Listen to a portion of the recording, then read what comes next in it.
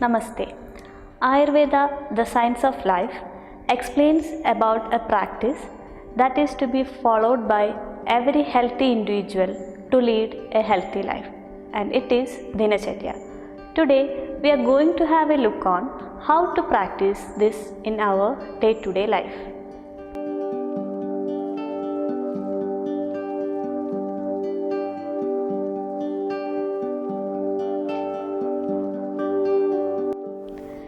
Ayurveda is a science dedicated for maintenance of life, and it is done in two ways: by maintenance of positive health and healing with medicines.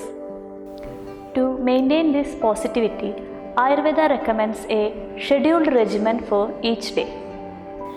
A daily regimen is what you can do for yourself for a healthy life, and it begins with waking up early in the Brahma Muhurta. It is considered as the apt time for waking up. It varies from region to region as the time of sunrise is not uniform throughout the world. It is approximately 96 minutes before the sunrise at that particular region. This time is having abundance of oxygen, which helps in boosting the immune system as oxygen reaches the remote tissues. Once awake, pay respects to the ultimate healer for adding this beautiful day to our life. Then make sure that the previous meal is digested and we don't feel any bloating or heaviness of abdomen, and we have an urge for elimination. Evacuation should be done only when the urge is felt. It should not be done forcefully and is not supposed to be suppressed. After evacuating, we need to do Dandadhavanam, that is brushing of our teeth. Oral hygiene is inevitable for maintenance of proper health. Herbs with sweet, salt and sour taste are not allowed as they can cause decay of enamel. Herbal twigs which are astringent, acrid are advised. We commonly use twig of neem and mango leaves. For a better oral hygiene, brushing is to be followed with a mild tongue scraping. After taking care of our teeth and tongue, let us take care of our eyes. Sarva Indriyanam Nayanam Pradhanam. The eye is said to be most important sense organ. Let us take care of our eyes with Anjana, the application of collyrium on our eyes. The daily use of Anjana not only keeps our eyes healthy, but it enhances the beauty of our eyes.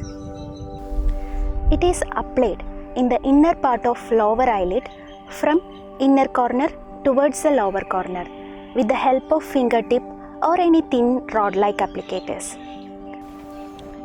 It keeps our eyelashes unctuous and thick and maintain the distinctive colors of eye. Daily application of Anjana sharpens and clears the vision.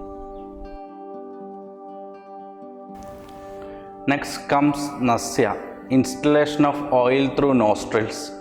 Generally, we use 2 drops of Anutailam or plain sesame oil for this. It cleanses, purifies and strengthens the nasal passages and also allows to breathe full and easily. After cleansing the nose and the sinuses, the excess sputum that gets accumulated in the mouth is cleansed with Gandusha, holding of medicines in the mouth. Any oil or the medicated decoction is held mouthful for a specific time until there is lacrimation or nasal discharge and is then spitted off. The regular use of this Gandusha strengthens the face and the jaw muscles, clears and sharpens the voice, and helps to have a better taste perception. It is also beneficial for the weak gums, dryness of throat, and for the cracked lips. Gandusha is followed by Dhumana, that is inhalation of herbal smoke. The smoke should be taken through the nose and to be expelled only through the mouth. This is very effective in prevention of disease, promotion of health, and in treatment of upper clavicular disorders. Just after the Dhumapana, chewing of betel leaves, the Tambula Charvana, is recommended. Betel leaves are to be chewed alone or adding spices like cloves, cardamom, nutmeg, or edible camphor. The use of this will prevent the bad odor, increases the complexion of the skin, and is a good digestant. The daily routine continues with Abhyanga. Ayurveda advises daily oil application or Abhyanga for healing, relaxation, and treating of various diseases. The oil is to be applied, preferably lukewarm, in the same direction of the hair follicles with a gentle comforting pressure. Every time you do Abhyanga, make sure that you apply the oil specifically on the crown of head, ears, and under the feet. Abhyangam is to be followed with Vyayamam, exercise. Generally, everyone equates Vyayamam, exercise, with fitness. But Ayurveda has a quite different thought on this. Regular exercise improves digestion, circulation, and elimination. It renders body lightness, increases muscle strength and stamina, thereby helps the body to shape up. It also relaxes the body for a deep and sound sleep. Exercise should be done daily using half of our body strength, which means until sweat forms on armpit, forehead, and spine. There is seasonal variation too. In all other seasons except winter and spring, exercise should be done even in lesser strength.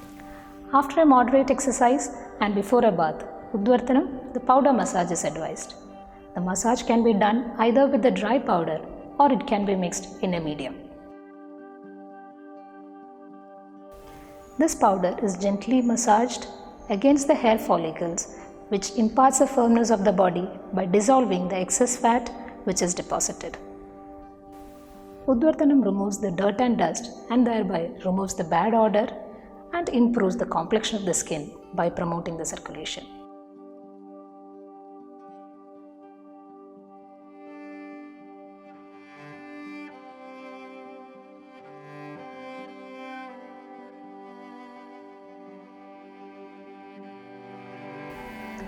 Udvartanam is followed with Snanam, bathing.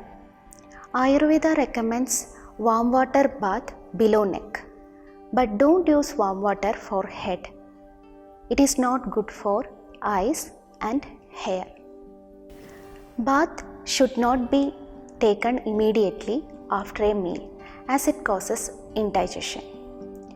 Bathing reduces exhaustion, boosts the energy, strengthens the body, improves digestion, virility, and longevity.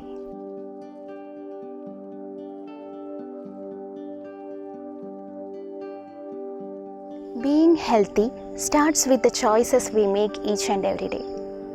This is an Ayurvedic short way of practicing daily regimen. Ityajara samasena yam prapnodi samajaran ayurarogyam aishwaryam yasho logamshcha shashwatam.